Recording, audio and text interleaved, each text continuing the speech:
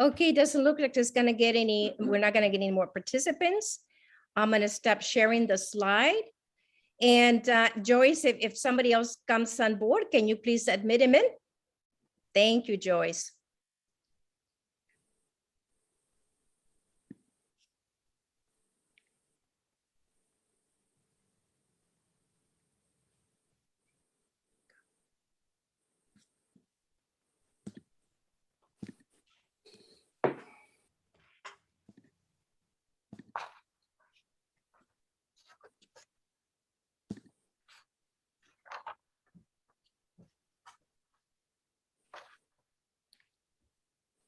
Okay, let's start.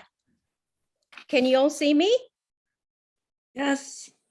All right, great. Okay. Good afternoon. Welcome, everyone. A special welcome to this afternoon's guest speaker, Napa Police Chief Jennifer Gonzales. Yeah.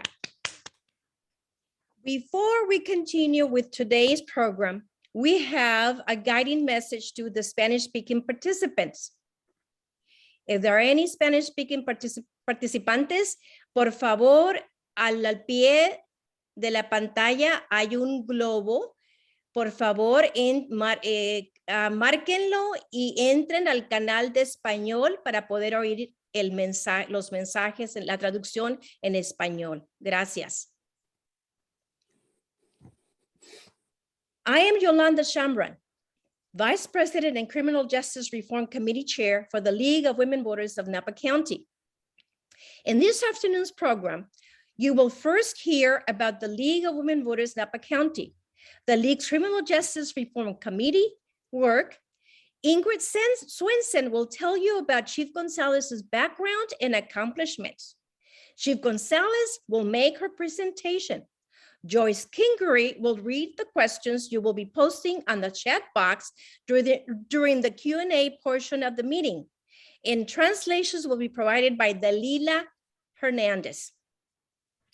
The League is a nonpartisan political organization that encourages citizens to play an informed and active role in government. At the local, state, and national levels, the League works to influence public policy through education and advocacy. The criminal justice reform is a new area for action promoted by the League of Women Voters California. And our county league included in our last program planning meeting in February and voted to include in our annual meeting in June for the 2021 through 22 year.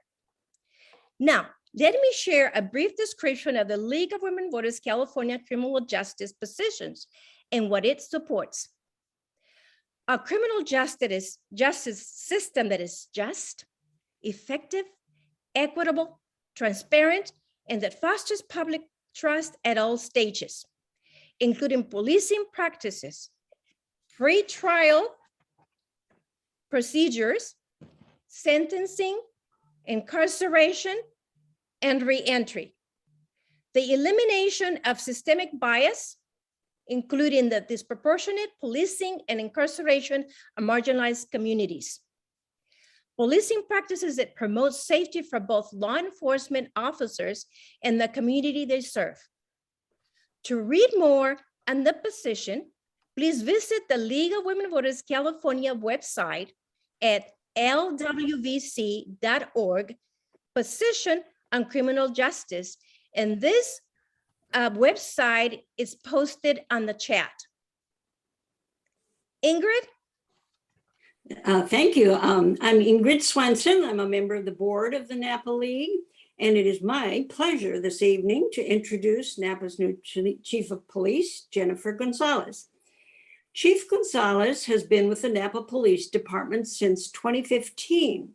She joined the force as a captain, the highest ranking female officer in the history of that department.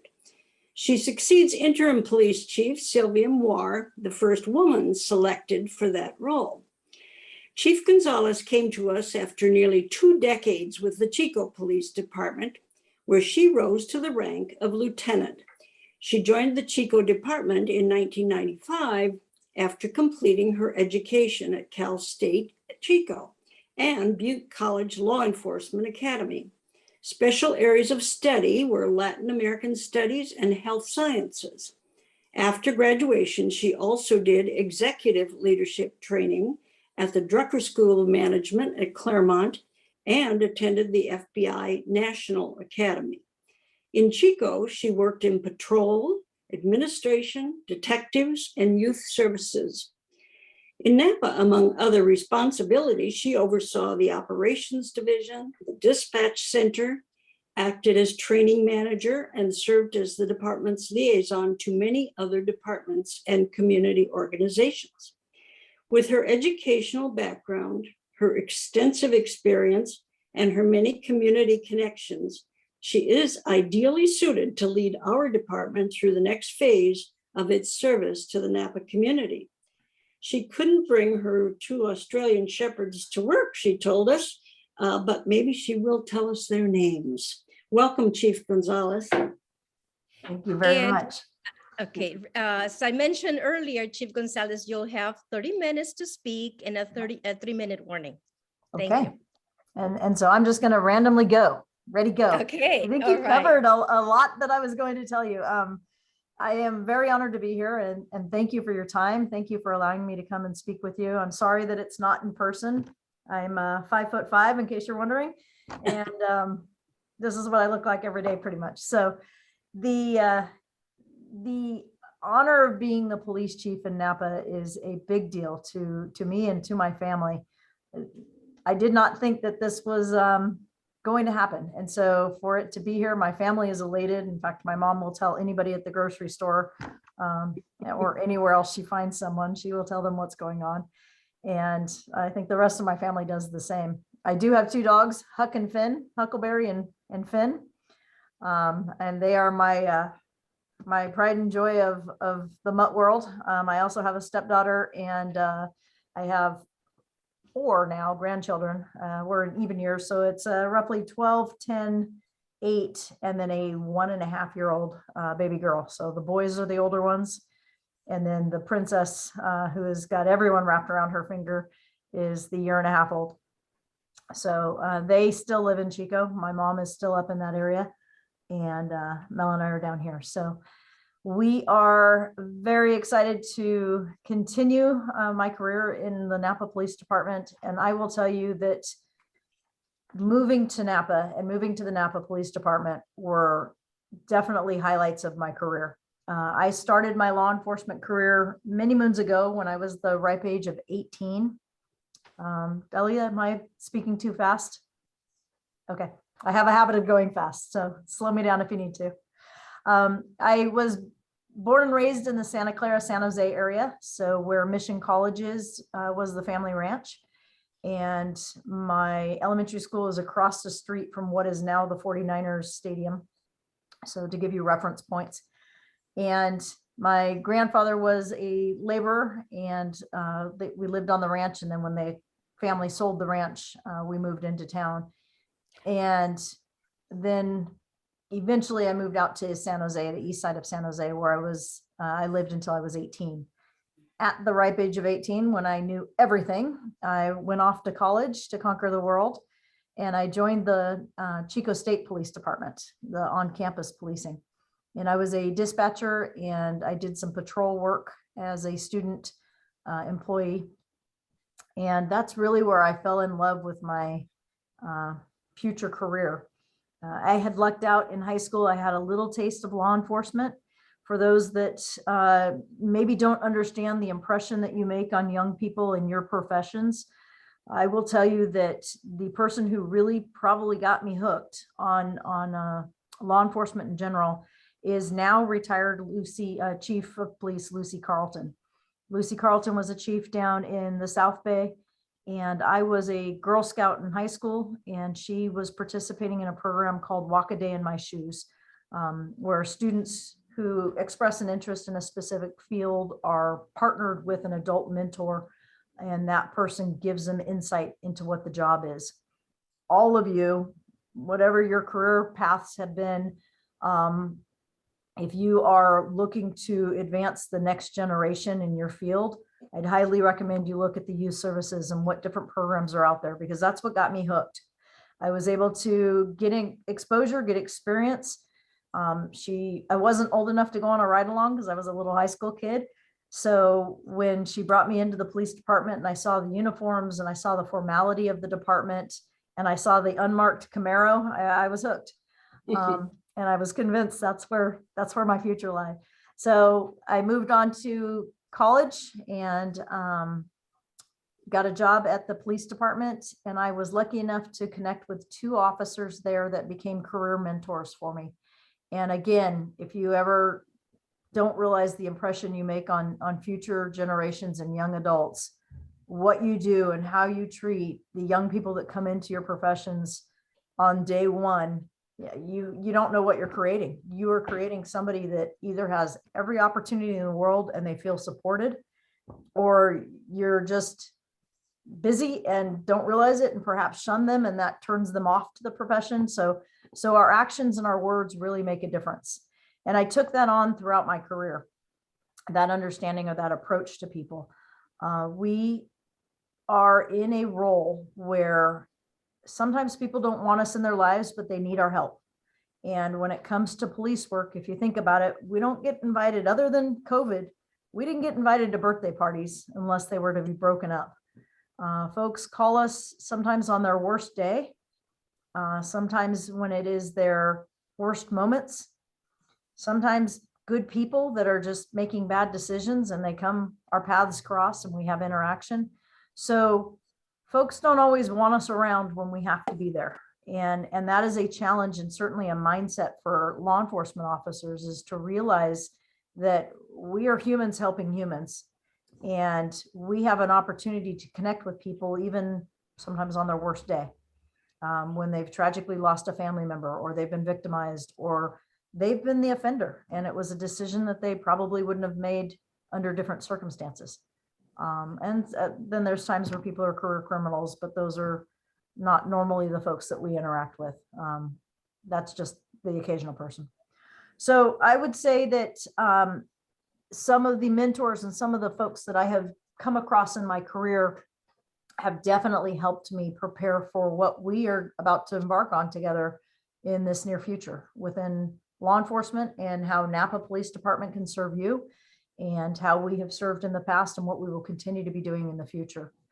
The little bit about my career. So at 18, I joined, and my junior year of college, I went off to an exchange program in Mexico. I worked for the public district attorney down there doing fingerprint identification.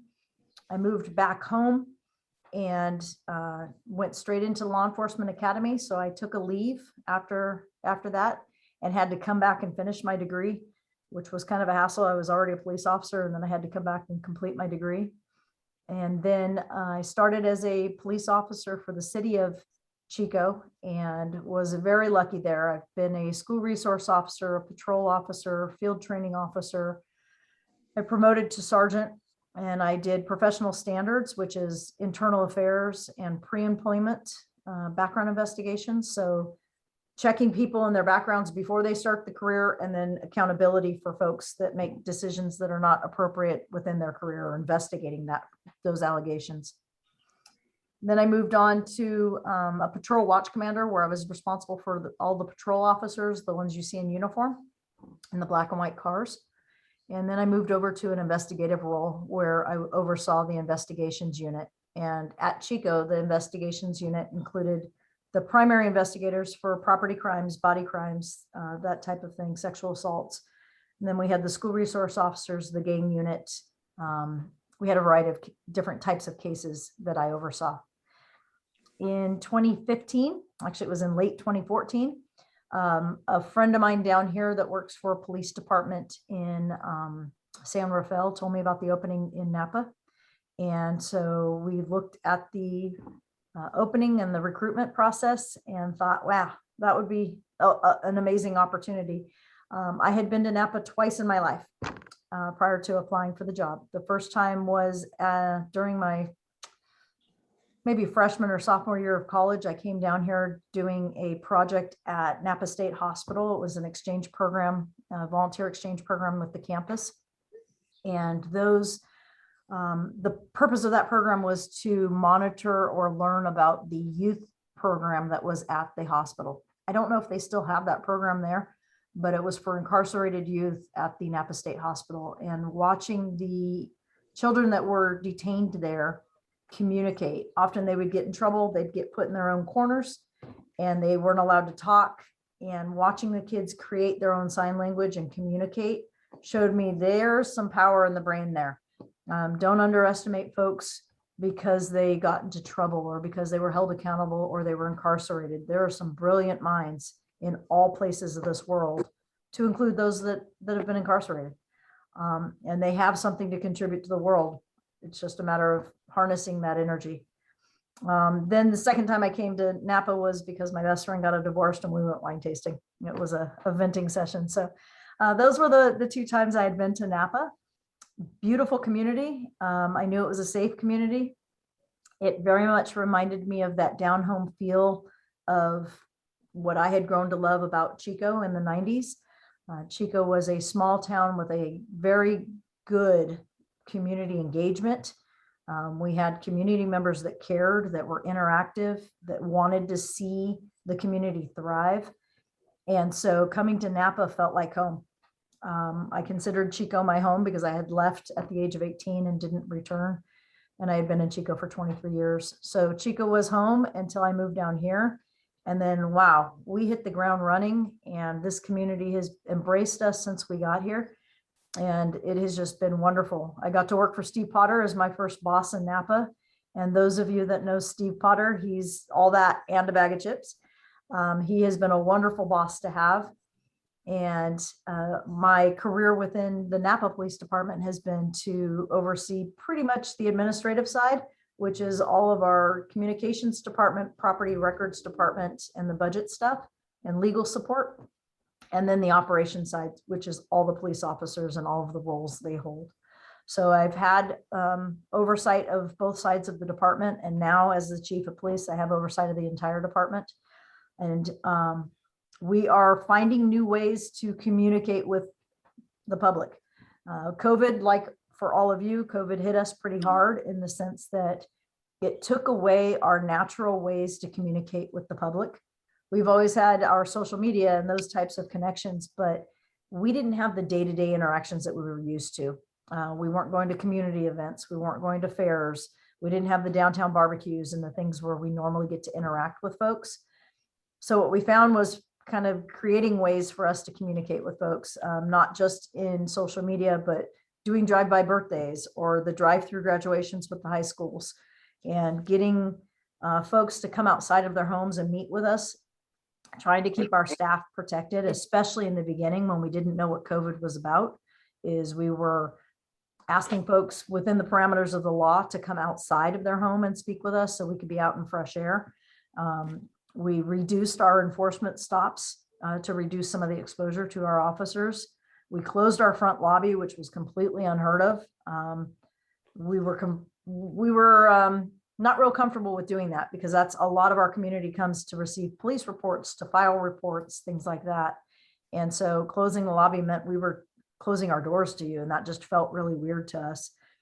We upgraded our online reporting program so that folks that didn't want to have person-to-person contact could still file certain types of crimes with the police department.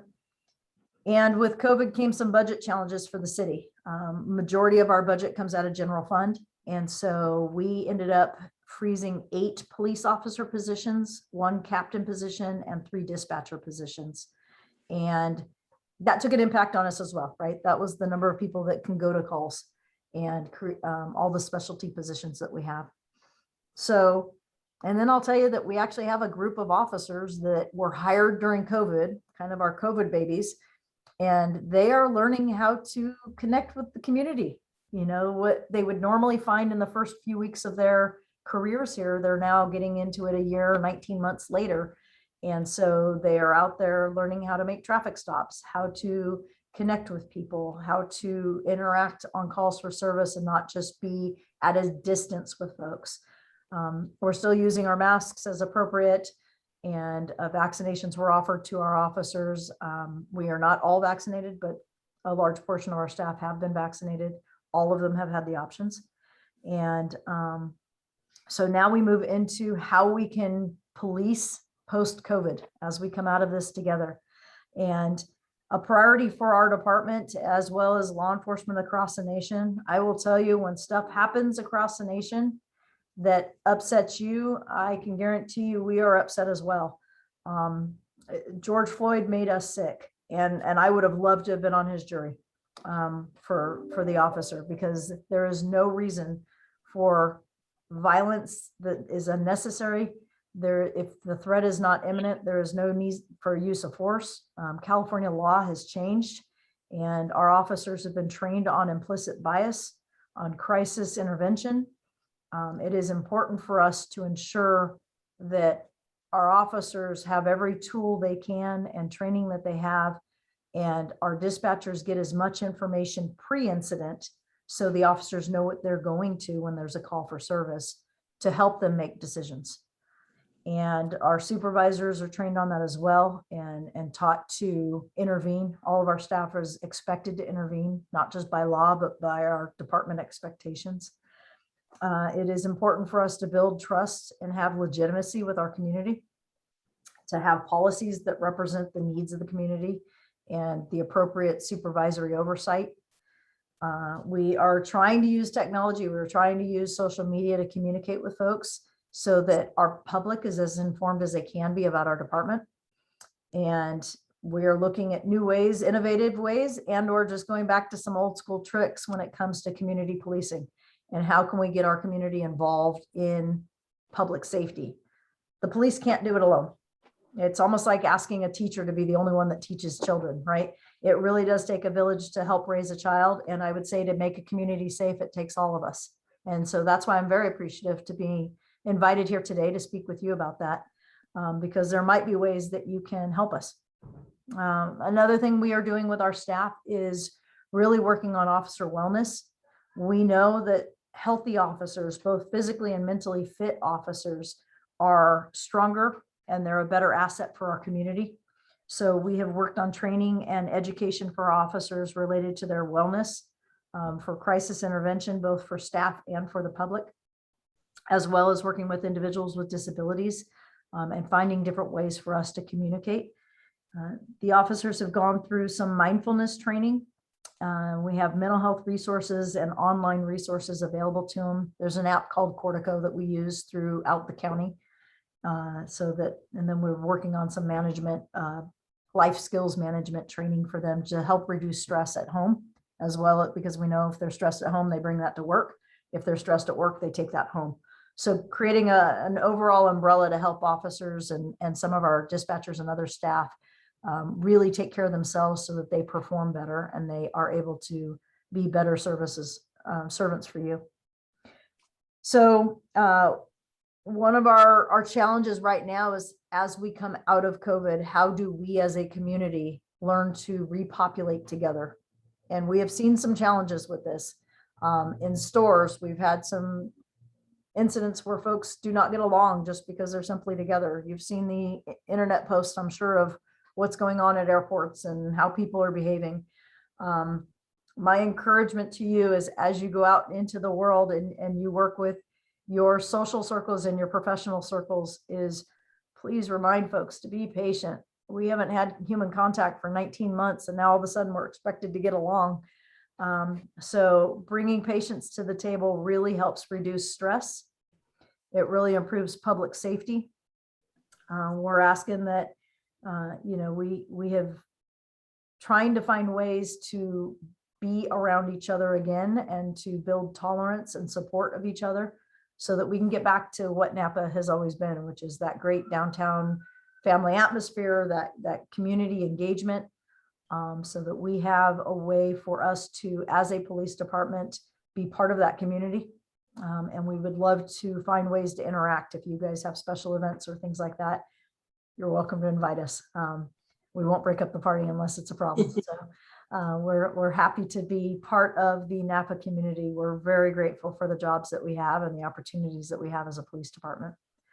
So the other thing I would say is, for those that are looking to enhance your personal safety, We have a program called Napa Cams.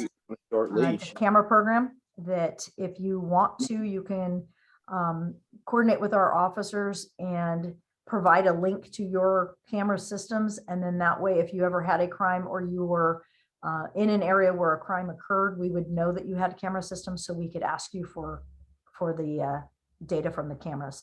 We would not be monitoring your cameras, so we don't need to look through your Ring camera or whatever system you have, but we would then know that you have that type of security system.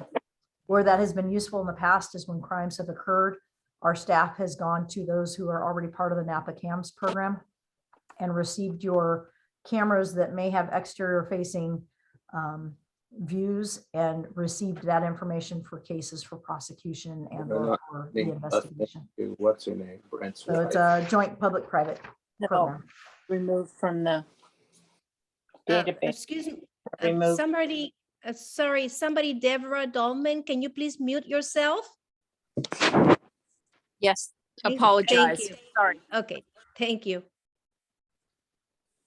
So I would say in the world of public safety, specifically with policing, some of the things we have is much like businesses have competition, policing has competition. And so right now we are trying to hire people. I've put some links in the chat for you, a link to our police department, a link to our Facebook page, a link to our Instagram page, and a link to our jobs posting. We need friends, so please join us on social media, but also please join us if you are looking for a career or you know someone that's looking for a career. We are hiring. We are trying to fill some of the vacancies. I just opened the captain's position that had been frozen during COVID. We opened it yesterday. So we're looking for a police captain. We are looking for police officers as well as call takers for the dispatch center. And then the city has a variety of other jobs. Bilingual and bicultural would certainly be preferred because we want to be able to reach as much of our community as possible. And we have officers, dispatchers, and records staff that are bilingual, both written and verbal skills, and we would take as many more as we could. So we are looking to add to our family. So if you know of anyone yourselves, by all means, send them my way and I will get them into contact with staff. And we know that we're up against public perception. We know that Hollywood has impacted everybody's opinions of a variety of careers, to include law enforcement. And we watch the cop movies too. So, you know, I find a lot of it as entertaining as you do. But it does impact folks and their perceptions. And then obviously there's bad eggs in our profession, much like every other profession. And so we are up against that as well. So I think that you should, from me and from my expectations of my staff, is we do it right the first time. And we do everything we can to help people. We are absolutely humans helping humans. And the best thing about our department is we hire humans. One of the bigger challenges is that we hire humans. And so we are faced with, we will be making decisions that you may not always agree with. We may be following laws or policies that do not seem like they make sense at the time, but overall for the safety of individuals, our policies and or our state and federal laws and local laws are built for public safety. So our staff is up on case law. We make it a priority that our staff is trained well, and that if they ask questions or if they have questions, they're comfortable asking them. I do believe in an environment that if we make a mistake, we try not to repeat it and that we fail forward. That we as a team will grow and be better because of decisions of the past and or decisions that are made across the nation. So we will be learning from bad choices and mistakes across the nation within public safety. And we'll be learning from decisions that public has made that impact, sorry for the sirens, that impact the public safety. So as we have incidents like 1 October in Las Vegas or a variety of different critical incidents that have happened across the nation, we take those opportunities to learn from those incidents so that should we ever be faced with those in the future, we are able to respond faster. We have already thought of alternative plans of how to keep the public safe and how to incorporate some of the lessons that have been learned across the nation. So bit of an open-ended question. What direction do you like to see police, criminal justice, court system take in Napa in the future regarding to fair and equitable justice? Thank you for that. So the cool thing about the Napa Police Department is that we work extremely well with the district attorney's office, with the public defender's office, and the local law enforcement agencies. So the sheriff's department and the variety of police departments within Napa County. The direction I would like it to go is that if we can enhance our social services and our educational programs that help lessen criminal violations, I'd love to see us eventually get put out of a job, but I know that's not realistic. But I really believe that we cannot arrest our way out of crime, and we cannot arrest our way out of societal problems. We absolutely need to rely on our partners, whether it's social services, education programs, mental health services, the behavioral health, mental health services, homeless and other services that are provided, social services, the medical field.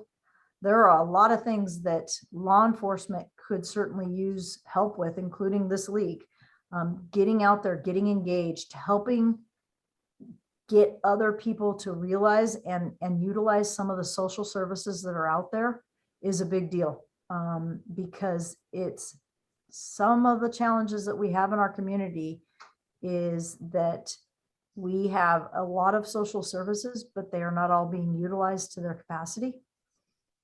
Or some folks are doing something over here, another group of folks is doing something else, and they don't realize that they're providing dueling services.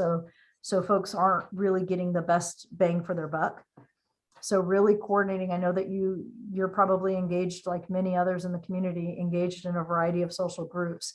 And so I have learned definitely in the Napa community, the doers are doing, right? And so you see, we go to Zoom meetings or we go to in-person meetings now, and it's often the same group of social services that show up to the table because they really want to be part of our community's success. And so any way that you can help with that, participate with that, and help our community really engage to be stronger, that's what it's all about. And I would say that's for both the criminal justice system as well as social systems, because they're so intertwined that there is no way for us to bifurcate those. We rely on each other. The probation team relies on social services, child welfare programs, rely on COPE Family Center and the Monarch Center for Families and Domestic Violence that also rely on news. I think there's a question about domestic violence. Do domestic violence counselors accompany the police on types of calls? Yes, so we have a domestic violence grant. The grant officer has a partner who is a news domestic violence advocate. And so we do have that program going. We also have an embedded mental health professional in our department and an embedded homeless outreach person within our department as well. Again, we can't arrest our way out of everything. So a lot of it has to do with education or alliances with other social services. Are Napa police officers regularly trained to de-escalation agencies? Please describe these trainings. Yes. So de-escalation is not something that's new. However, the law that mandates it is new. So progressive law enforcement agencies have been teaching de-escalation skills for years. The Napa Police Department has been doing de-escalation training and a variety of tactical training that aids in de-escalation for several years.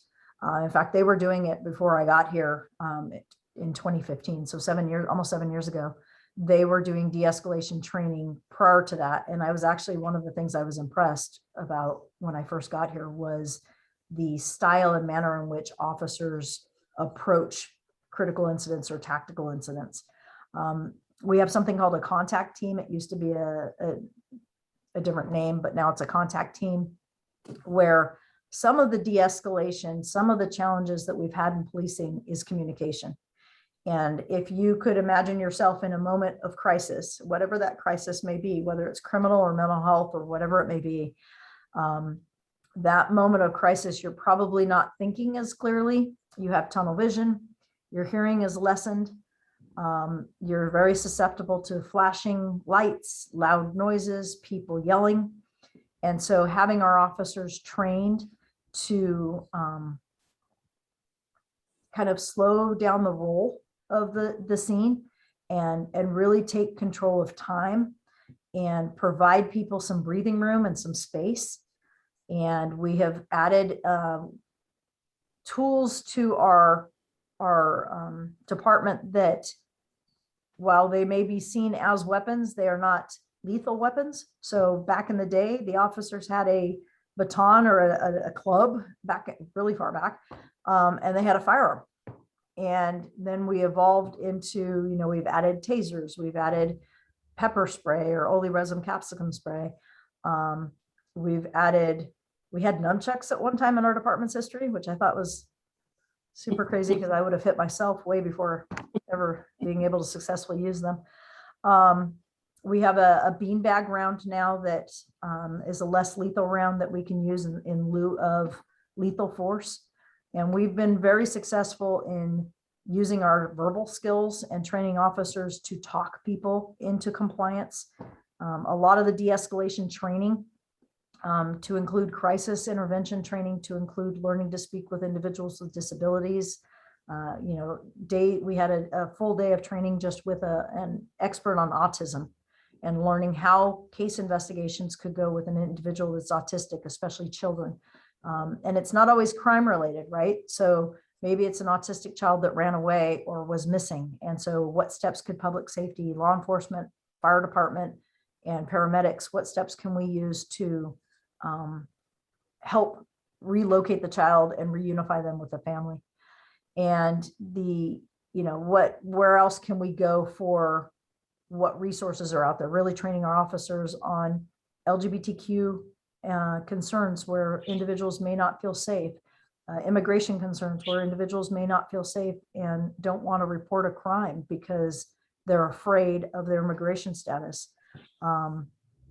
There's individuals that may not have trust in their background for law enforcement for whatever reason, their personal experiences, their family experiences, what they saw on TV. It could be a variety of things. And so just trying to build rapport and not rush into things will definitely be things that our officers consider. Trying to find Chief, would it be better if we were to read the questions for Sure. you? However it We works have for an you, assigned reader. Whatever you'd Okay, like. good. Is that okay with you? Of course, I'm here for you. Okay, all right. Joyce? Okay. Joyce? Yes, Thank you. I'm here. First of all, I wanted to ask, somebody asked, how can the league help you? What kind of things? Sure. I think the first thing you did was the biggest, which is just giving us access to you, giving us an opportunity to meet and introduce you, show you the human behind the badge, and really find ways for you, if you are interested in joining the police department, when we're out in public, wave to us. If you have input for us, provide it to us and give us ideas on how other ways law enforcement can really help engage with our community. And also, when you see something, if it's misinformation, if you hear something in your social circles where, all cops do this and the police are doing this and it not to be true, the best thing you can do is intervene with the misinformation or say, hey, that doesn't sound right. I have a contact at the police department. Let me go find out if that's true. Because misinformation creates frustration, it creates division, and it's the headache that we don't need. That's not what Napa's about. And so there's a lot of misinformation, unfortunately, in the news, in the online social medias platforms. It's often first, not fact. And so when we have incidents in our community, we really try to slow down communication to ensure that it's accurate.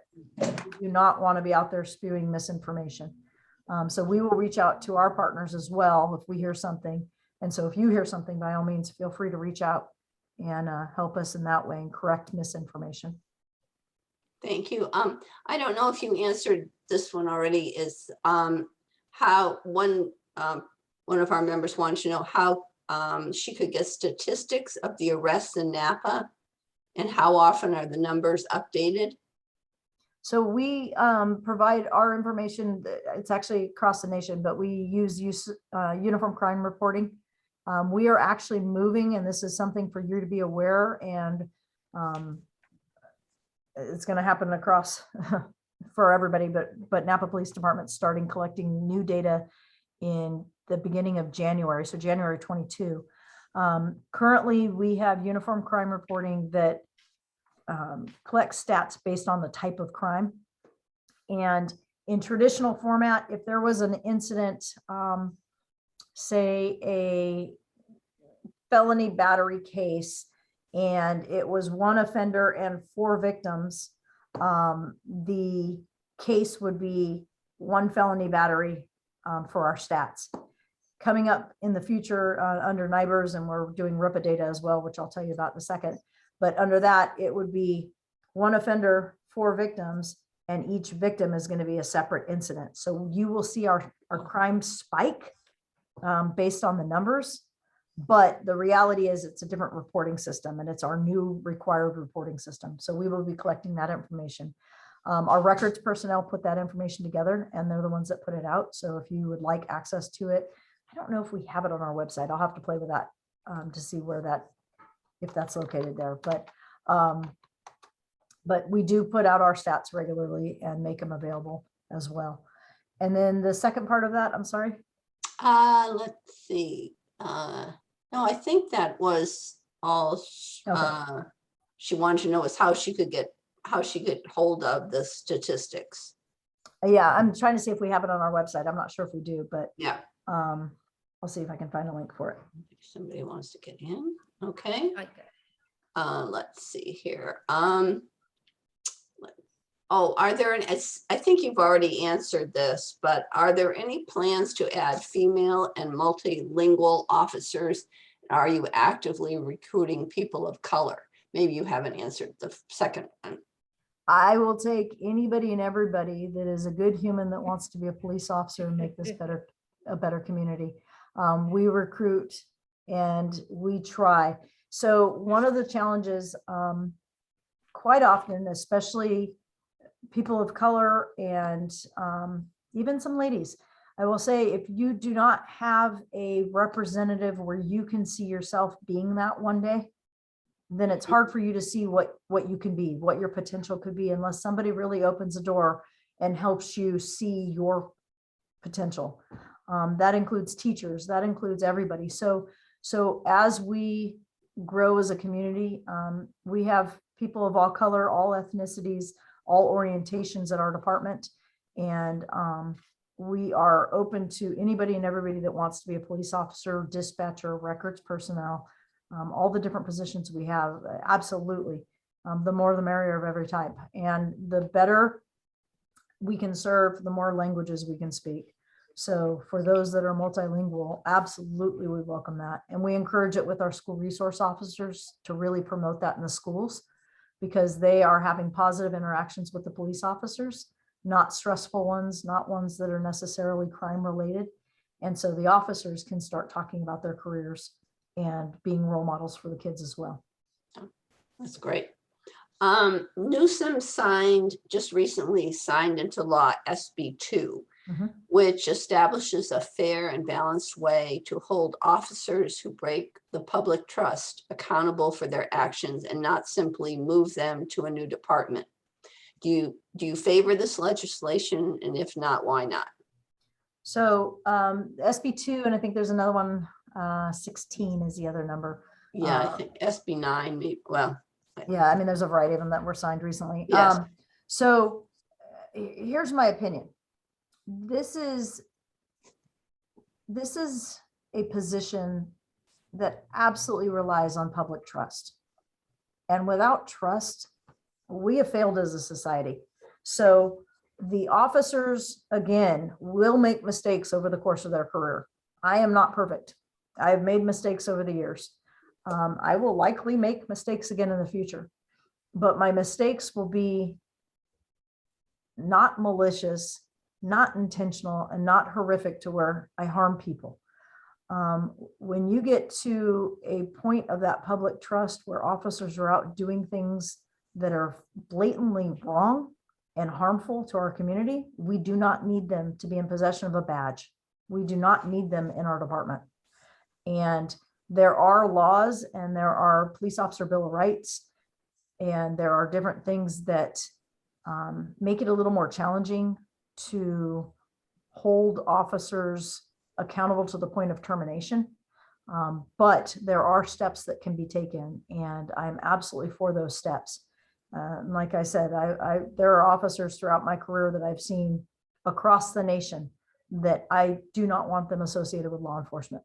They are horrific people, and they do not need to be in the authority position that they have been in. And when public trust is impacted by one officer, it's impacted for all officers. And it does not take much to damage our relationships with the communities. And so it is important that each officer take that role and responsibility to an extreme level to ensure public safety and public trust. Thank you. Another person wants to know, can you please explain predictive policing? Predictive policing, as maybe the best way I can describe it is really utilizing data technology and information available to law enforcement to aid us in identifying best ways to deploy resources and best ways to respond to calls for service. It's not quite, I'm trying to think of what that movie was many years ago where, you know, the ball would drop and it would predict there was going to be a homicide. It's not, we're not that skilled and we aren't to the Hollywood level of things, and we don't have holograms, but really using some intelligence that we have and the crime reporting and crime history. We have to be careful with that and make sure that it's not profiling, but to use the information of what has happened in the past in trending so that we can use intelligence to respond to calls for service or prevent them. Does anyone have any other questions? You can ask them verbally. You don't have to type them into chat. Joyce, I do. I have a question that's about predictive policing. Does Napa use it? So we have a crime analyst in our department. We actually have, she is not our employee. She is actually an employee of the NCRIC. I'm trying to think of the acronym of NCRIC. Let me pull that up for you. Northern California Regional something Intelligence Center. So she is a person that has some secret squirrel clearances and it has access to intelligence that the average law enforcement does not when it comes to security clearances. And so she is able to get information on a national level, international level, so that if there are threats to our communities, she can bring that to us. And then she also does a lot of works with GIS to go over zoning and looking for criminal hotspots or trending crimes that we can use for deploying our resources. So she's embedded within the police department. She's just not a city employee. I have a question. Yes, Barbara. My question is, I'm a therapist, and I've had, I treat survivors of sexual abuse and sex offenders. And I've had several clients in the past who have complained, and this was years ago, that they are stalked by Napa police and harassed by them. I don't know if, I think there's some truth in it. I'm not sure. I'm just wondering has there been any change in how Napa police view registrants and, sex offenders, the tight rules that they're under in terms of walking within a certain number of feet of schools and, or what has any attitude changed? Because I know sex offenders are the people we love to hate.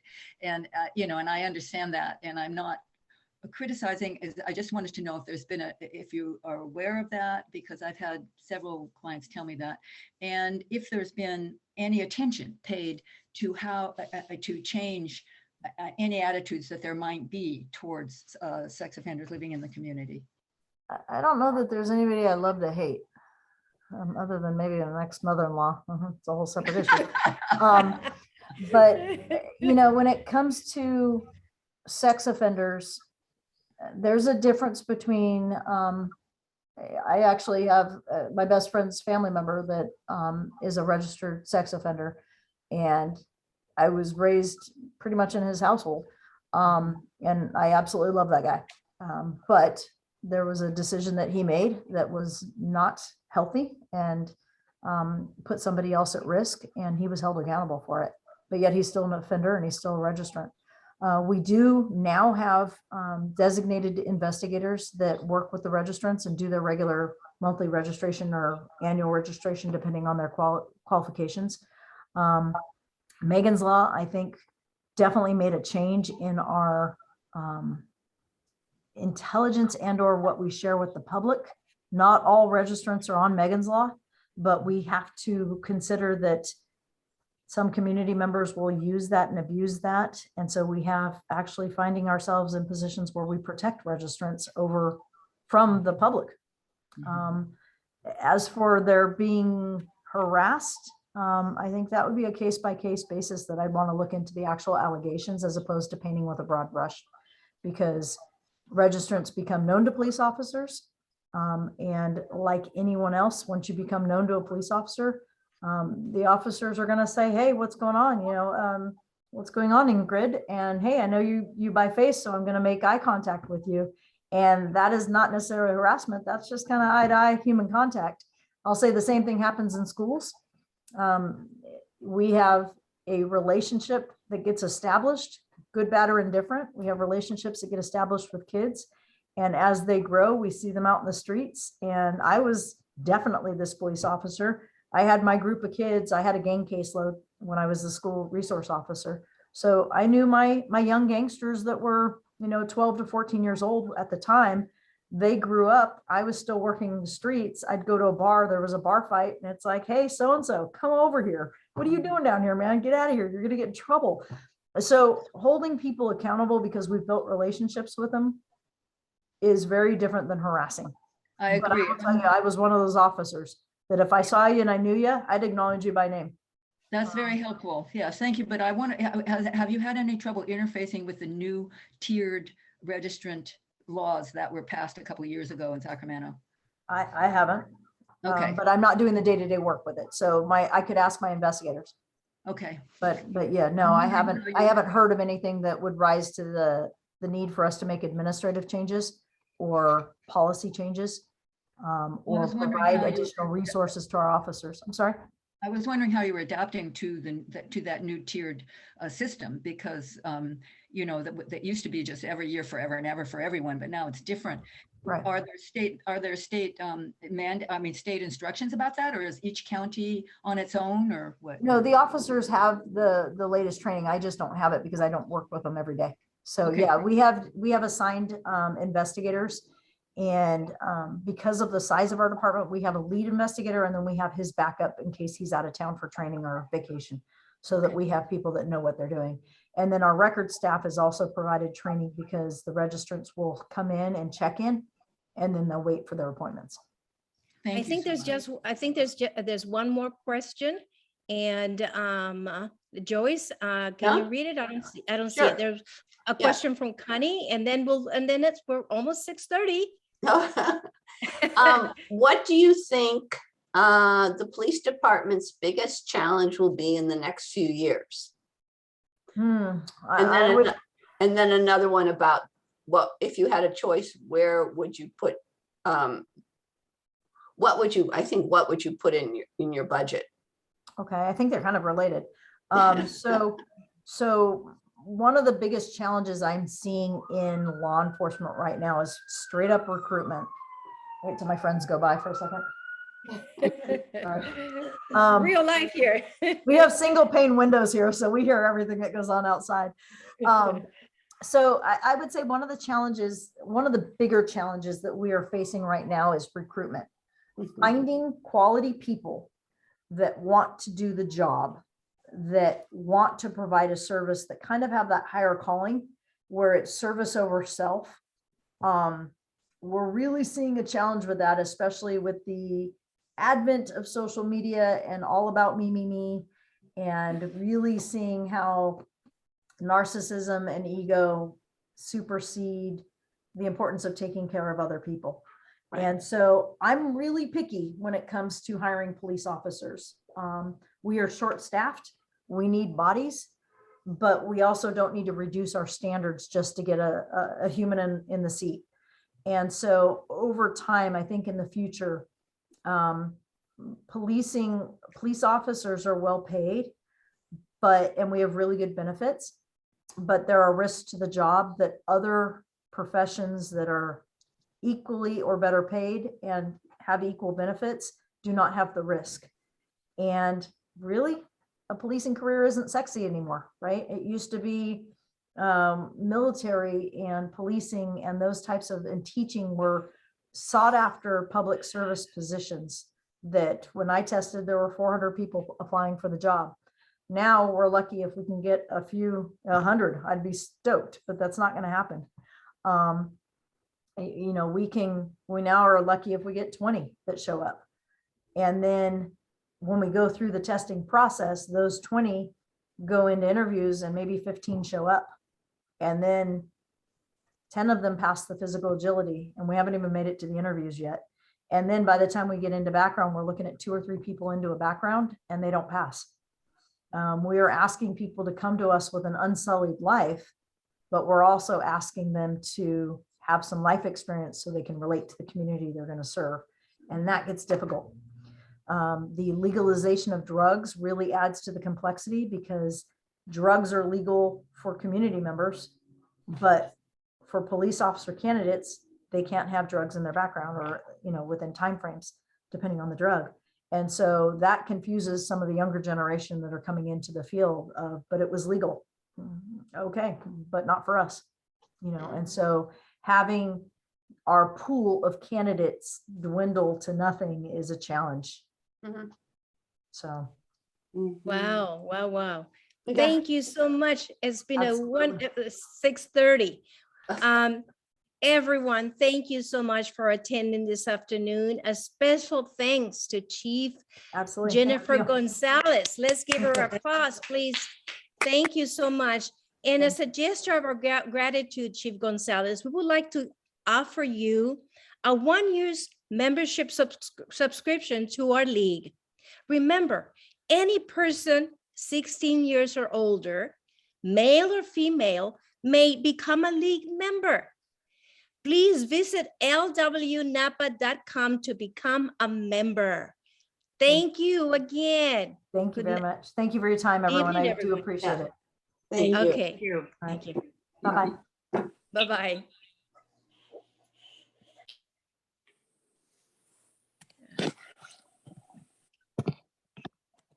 Thank you.